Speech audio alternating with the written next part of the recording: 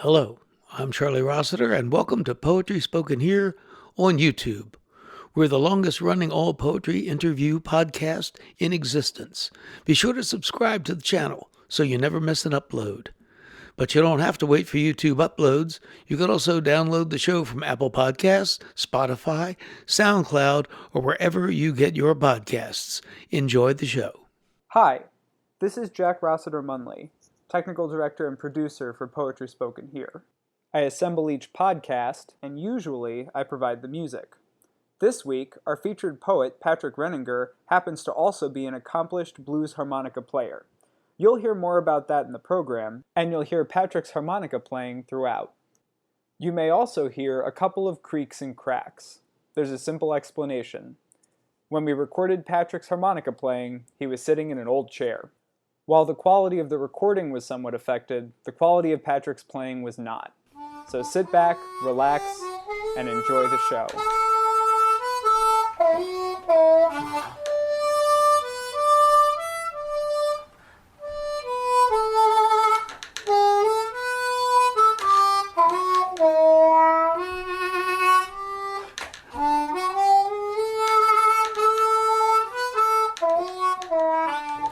I'm Charlie Rossiter, and this is Poetry Spoken Here. Today we're visiting with Patrick Reninger. He's a poet and a musician. He publishes regularly as a poet. He's performed in slams at the Green Mill here in Chicago, the legendary home of the slam. And back in his teens, he started jamming on his blues harmonica down at the famous Maxwell Street Flea Market. He's also played in bands all over the Chicago area, including two very classy gigs, one at the Chicago Cultural Center and one at the Chicago Blues Festival. And that's extremely cool. But today we're here because of the poetry. So I'm really glad you could be here, Patrick. Welcome to the show. I'm really glad to be here, too. All right. Let's start right off with a poem. You said you had a poem about a bank that I think I heard you read once. It is like one of my proud poetry moments because, it took me, people at work would bug me about getting direct deposit. And when you go to the bank and you don't have direct deposit, they basically, it's sort of like Homeland Security. They basically, say, why don't you have direct deposit? They take you into their office, they hassle you. So I wrote a poem sort of in protest. I do have direct deposit, but it was sort of a poem in protest of that. Yeah. And I think when she took me into the little room, I showed her the poem, and they stopped hassling me. But this is called Why I Refuse to Sign Up for Direct Deposit. I possess an unconventional need to wait in line, mistrust any reward bestowed without the presence of Muzak and fake paneling, and I am euphoric when my personal banker charts the growth of my money market account with long flowing lines that climb like mountain peaks. The steel pole and blue velvet ropes used to herd customers toward the teller windows delude me in imagining Clark Gable and Rita Hayworth processing my check.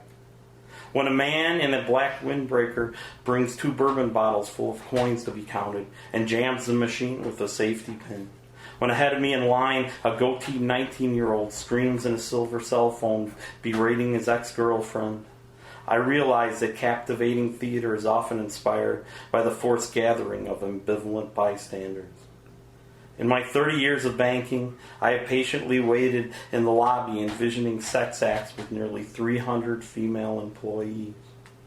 While most of these couplings occur behind an office door, once or twice a year we wait until nightfall, unlock the vault, and roll around naked across a blanket of fresh bills like newlyweds in a leaf pile. If my bank visits could be calculated through cost-benefit analysis, if I could quantify the squandered leisure time, wasted fossil fuels, and deleted GNP affected from this antiquated errand, I would likely benefit if my meager earnings migrated across cyberspace to their FDIC-insured spawning ground. Yet I prefer to be old-fashioned, to enter familiar rooms and take my place among strangers, my moments deposited in small yet immeasurable sums. That poem is really good. Okay, thank you. It's got so many good little pieces. I don't even know where to start. Their spawning ground. That's Yeah. funny. You told somebody that your poetry has a sense of the absurd. Yeah, Yeah, I think definitely so. has. Yeah, it definitely has a sense of the. I mean, I think you sort of want to entertain yourself, and then you end up entertaining other people too. It sort of keeps you going. Good point. Yeah. Uh-huh. Did you? How'd you write that? Did it come right out, or did you sit around and think about different things that kind of relate to banking, or I think it. or a mix? Right. I mean, I think the idea comes right out, and then I just sort of work it. Yeah. And I think generally the longer you're writing, the longer it takes. You get fussier, and so. And the idea you could say a little more, maybe. Yeah, right, Another right. odd thing. Yeah, I don't know. I think you have the general idea of it, and you come up with that first line, and then the work starts. Okay. There's another poem. I'm in a band, so a lot of times if you're in a band, it's either you're playing or you're killing time. So I think we had a gig and everybody was talking about the subject of this poem. It's called Mouse. Everybody was talking about their experience with mice. So it's called Mouse. On legs smaller than matchsticks, you race 3 feet and dissolve into walls, a brown blur on gray carpet. While we should peacefully coexist, share a few crumbs of can of beer to Roadford. I fear that your muffled scratching, tapping, and clawing foreshadow the rampant plunder of a rodent army. Digging a dense labyrinth of tunnels to pilfer cornflakes and bacon, darting across ceiling and floorboards like a dyslexic track team, and waking me as Tom and Jerry cartoons mysteriously blare from my TV set. The fleeting glimpse of your pink tail stirs a need for murder that is not absolved by fairness, logic, or the 10 Commandments. As a toddler, I witnessed a grandfather with arthritic hands crush an intruder who dared creep up the legs of his pajamas. When I was 10, a neighbor constructed an elaborate trap involving a bucket of bricks which dropped with perfect slapstick timing upon my skull.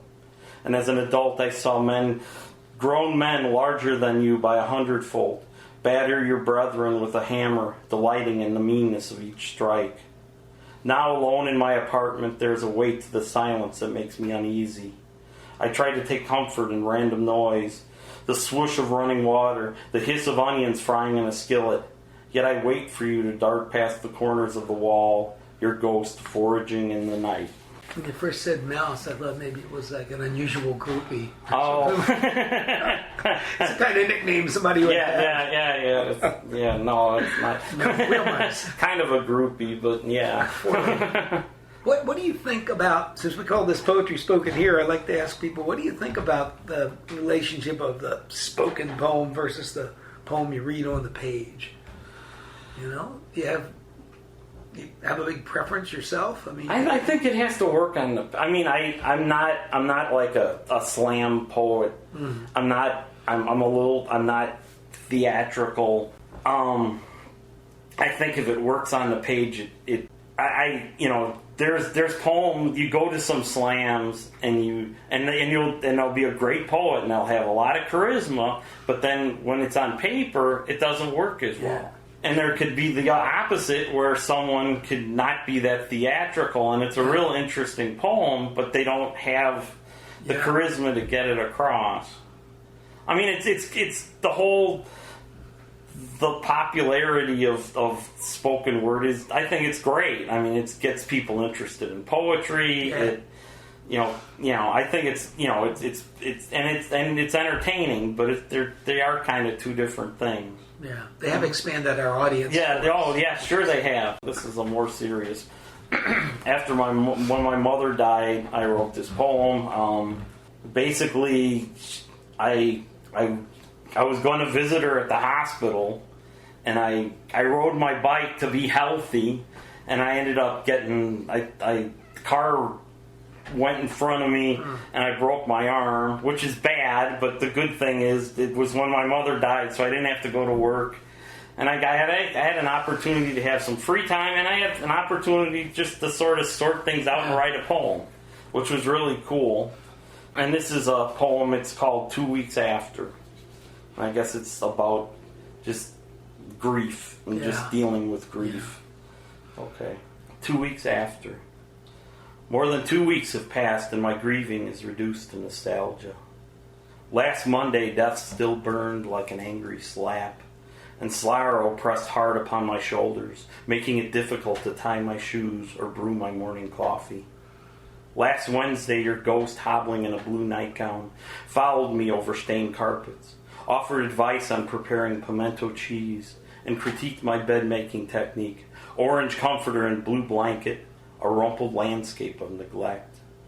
2 Thursdays ago, while eating a barbecue pork chop, I heard your faint drawl recalling the smokehouse on your family farm, and the time as a young girl you were required to wring a chicken's neck as preparation for Sunday supper. Now, 2 Saturdays since that 1:30 a.m. phone call. 336 hours since I gently shook your lifeless limbs in your hospital bed. You seem more absent than ever. There are moments after the 3rd glass of port when I attempt to weep. Reduced to sniveling, I welcome your firm embrace and tomato soup for eternity. Yet as each day passes, the weight of loss lightens. Thoughts of you lie hidden behind drifting fog, competing with the stern stare of my father, the promise of cold beer, or the bare thigh of a bus-stop blonde. Your voice scolding me in the kitchen or sweetly cackling over the phone registers only an intermittent burst like radio signals to an aircraft in distress. You really do seem gone now, your memory sealed behind the plastic of a photo album, your spirit sinking into my marrow until I am once again whole. Seems like you were pretty close. Okay, yeah. Yeah, very close. Yeah, very close. Did you live in a situation where you could see her? Yeah, Easily? I lived at home for a while, and I was very close. Yeah. And she was a real good storyteller. Oh. yeah. A little bit of your background there. Yeah, yeah. She seemed to... No, my mom, she seemed to...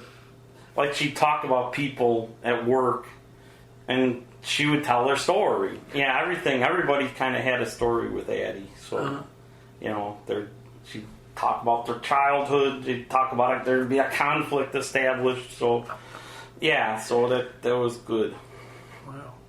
No wonder you kind of drifted maybe into majoring in English. Yeah, I think so. With her. Yeah. There's a newer one, which is good. I went to school in Kentucky. I have a lot of friends in Kentucky. And this is a poem. One of my good friends in Kentucky, I visit with their parents whenever I'm in town. I have an uncle who's in a nursing home there. And this is, I guess, one of these days we were watching. The first time I actually saw HGTV was watching an animal show with them. And they just had such a sense. It was sort of cool seeing HGTV. And they just had sort of a sense of wonder about them that it sort of inspired this poem. And this is called HDTV with Leanne and Earl. They have good names. Yeah, that's not their real names. Oh, that's good. No, they are not their real. There is a Leanne, there is an Earl, but they are not named Leanne. Shame on me. No, this is... For believing in... This isn't autobiographical because it's... A lot of times if I write about people or places, I make things up because it sounds better that way.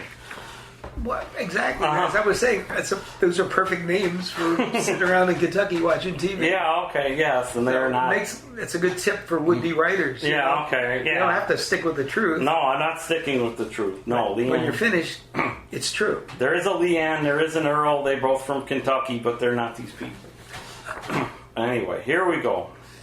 The kids pitched in to buy the set for Earl's 80th. It had a picture tube as wide as a bay window and state-of-the-art sound, and from a leather lazy boy you could study the stitchwork of an anchorman's tie. Raised on square dances and big band broadcasts, church suppers and movie matinees, nays. Leanne and Earl often hated TV, its incessant chatter blaring in the background like a spoiled child. Yet when symphonic horns signaled Animal Nation to begin, that oversized metal box became magical. "Look at that line, he sure is mean," Leanne declares, staring at the screen as yellow eyes glare at a baby zebra drinking at a nearby stream. As hind legs propel the predator towards prey, the fowl stumbles, its limbs unsteady while fangs grip its left flank. Reclining in the grass, the lioness gnaws at red muscle as Earl sets his Diet Coke on a coaster. As 5 lion cubs calmly nurse upon their mother, Leanne leans toward the edge of a green felt chair, her knitting needles now idle. Abruptly, an image of a blood-red sunset appears while a small herd of wildebeest plod westward across the Serengeti. Until a dignified baritone promoting short-term life insurance interrupts their program, danger lurks behind every wall. Secure in their modest brick home, Leanne and Earl feel a chill as a bird not native to Kentucky shrieks loudly from the back of the kitchen. Suddenly, a musky odor invades the room, reminding Earl of a barn from his boyhood. Outside their door, branches shimmer from a gentle breeze. Leopards chase cars down Main Street. Rattlesnakes slither over manhole covers. And above the horizon, a hawk hovers, patiently waiting for the neighbor's cat to crawl across a newly mowed lawn. I can see that. It's also the kind of show I would like to watch on a big screen. Yeah, Now, you really have you're reading a variety of poems. We've been in the bank, and the poem about your mother, and watching Animal Nation in the heart of Kentucky. You seem like maybe you're the kind of poet who has no idea what the next poem is going to be about. No, I have no idea what the next poem's going to be. I mean, sometimes like with that, the event will occur, and then you'll file it away and say, that's a poem. And you sort of hold on to it in your mind, but but you don't. Yeah, I probably am a little all over the place. But well, it's great variety. Okay, it works for a reading. Okay, that's good. As you said, the entertainment value is really high with that kind of thing. Okay. I never asked you this. What poets do you particularly enjoy? I'm reading a lot. I mean, I feel like there's so much for me to learn. There's so much out there. It's sort of overwhelming. Yeah. I don't know. I just discovered Anne Sexton. It was like you go to the used bookstore and you read a poem and it's like, that's a perfect poem. I have to buy that book. I don't know. You keep on discovering. Philip Levine I like a real lot. Yeah. I don't know. There's a lot of like I said, you keep discovering. You're eclectic.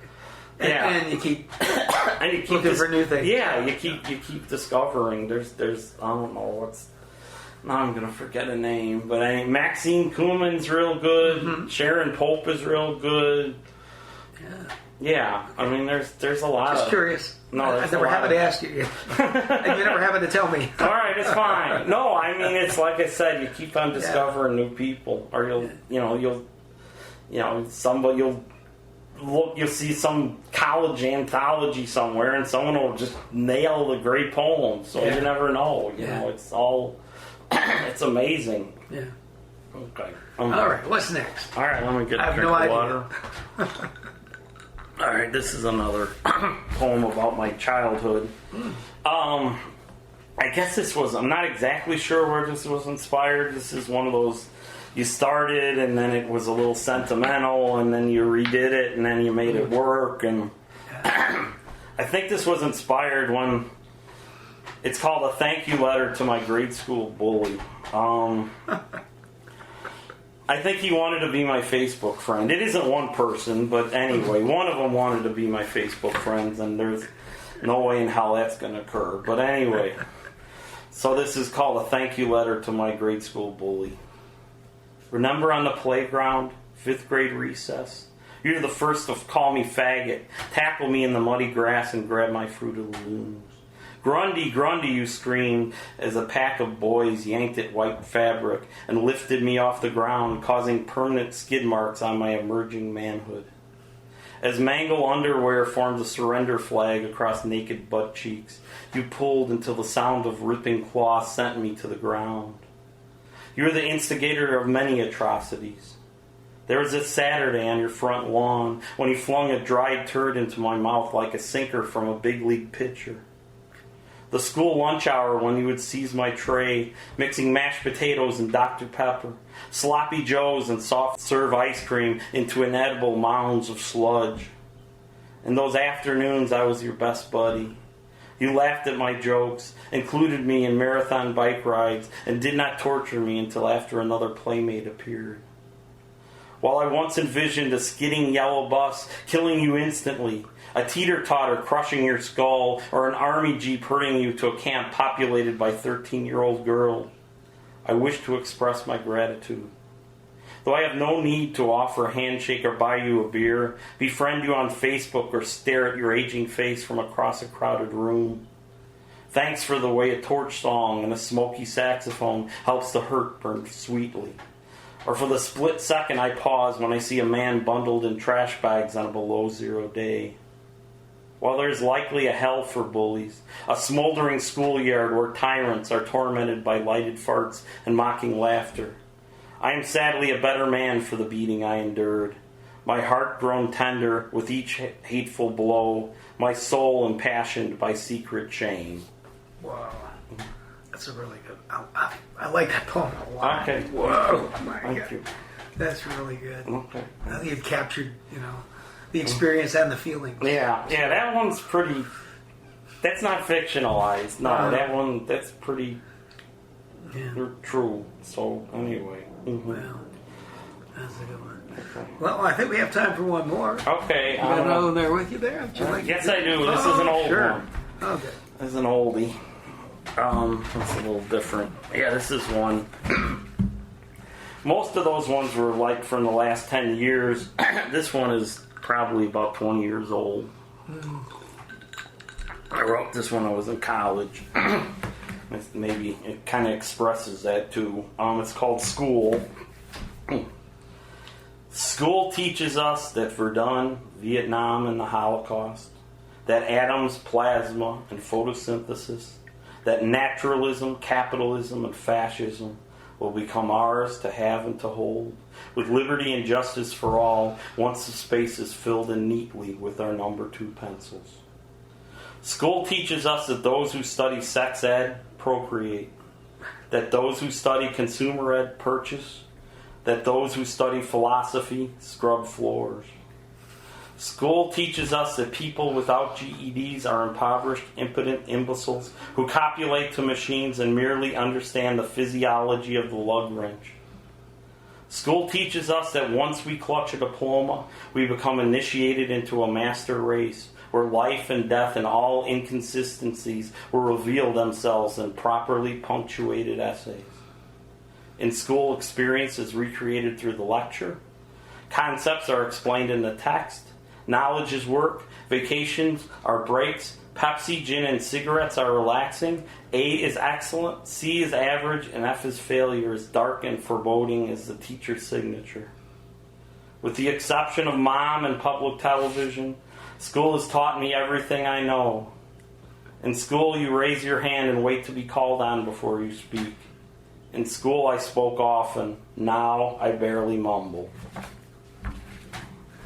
Yeah, it's nice, and something you do consistently is there's all this really substance, but then there's those light touches that come through. Mm-hmm. You learned everything from school except for mom and PBS. Yeah. Okay, thank you. Which is true. Uh-huh. Yeah, but that's true. It's true. I love people, but then when you hear it, it's just got that little Okay, all right, thank you. No, that's cool. Yeah. Okay, well, we've been talking here with Patrick Reninger, and glad you could be with us on Poetry Spoken Here.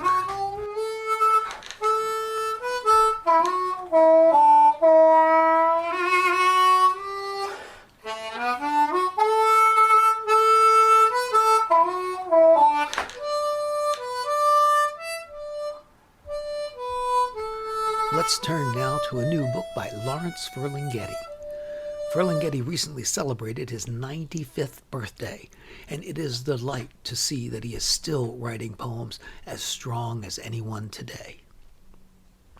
His latest collection, Blasts, Cries, Laughter, definitely shows that he's still got it. Ferlinghetti, of course, is the founder of City Lights Books in San Francisco back in 1955.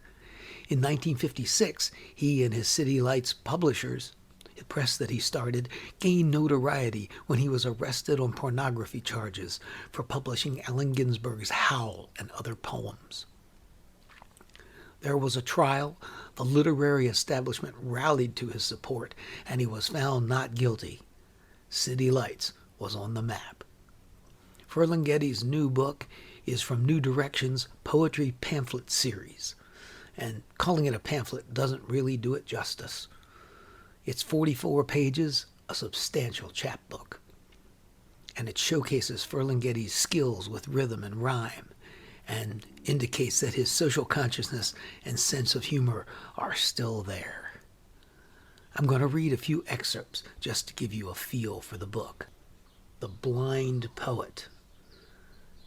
This is, by note, he says, performed with a blindfold and a cane. I'm painting the landscape of my bent soul and the soul of mankind as I see it. I'm giving it a voice. I'm singing folk songs about the downtrodden masses and the rich on their fat asses. I'm the painter who feels with his fingers. I'm the blind, seeing-eye poet. I see what you can't see. I eat well and drink well and dream of great epics. I am your post-modern, past-modern multimedia artist. I am the most avant of the avant. I am site-specific and totally conceptual.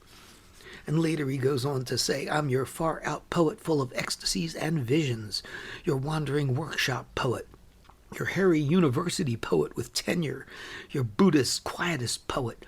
I go on poetry reading tours where everything is paid for. I hear everything and it's grist from a mill. I use it all to make great sound poetry or great concrete poetry that no one can see through. Yeah, that's The Blind Poet in Ferlinghetti's new book, Blasts, Cries, Laughter. He read that poem in Chicago a few years back, and he did, in fact, have a blindfold on. I'm not recalling specifically. He must have had the poem memorized at that point. Here's another one with his strong political consciousness in the foreground. This one is called Pity the Nation.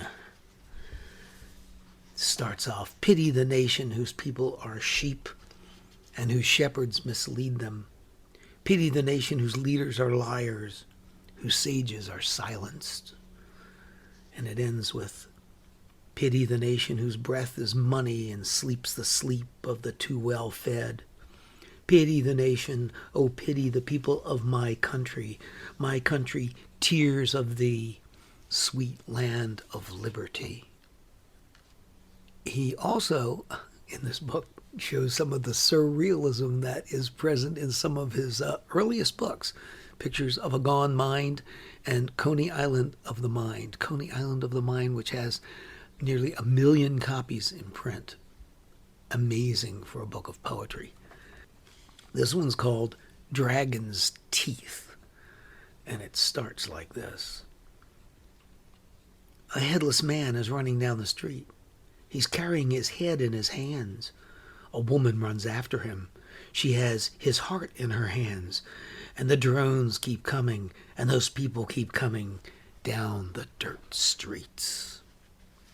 I'm going to read one more excerpt because it is such a beautiful example of something he has always done, which is to observe everyday people and just report what they're doing.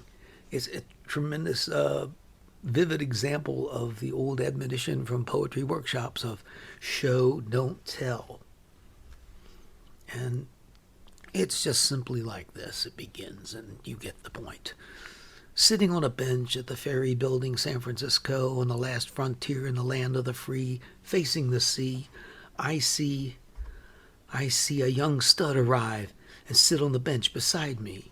He has a croissant in a paper bag, and he has coffee in a paper cup, and he proceeds to drink coffee and eat the croissant. And it just goes on.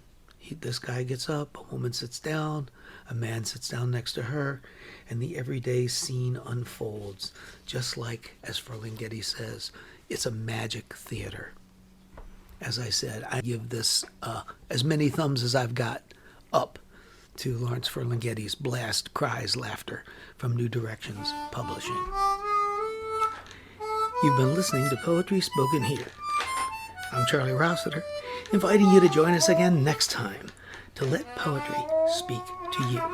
And remember, Poetry Spoken Here is more than a podcast. You can like us on Facebook at facebook.com/poetryspokenhere. Follow us on Twitter at twitter.com/poetryspokenhere. For more about today's show and other Poetry Spoken Here podcasts, as well as our blog, just visit our website, poetryspokenhere.com.